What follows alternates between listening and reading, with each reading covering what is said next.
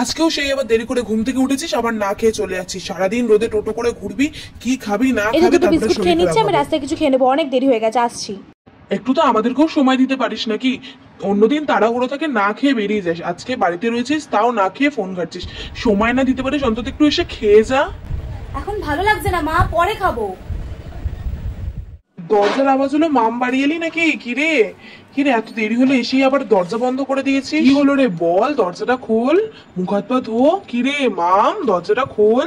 আমাকে একটু প্লিজ একা থাকতে দাও না। ঠিক আছে, তুই যা পারিস কর, আমি আর ডাকবো না, কিছু বলবো না। এইভাবেই ঠিক নিজের অজান্তেই তোমাকে প্রতিদিন কষ্ট দিয়ে থাকি, কিন্তু বিশ্বাস করো বড্ড স্বার্থপরের মতো বলছি। সারাদিনের যত স্ট্রেস, যত না পাওয়া, সবটাই যেন রাগ হয়ে তোমার উপরে ঢেলে দিই।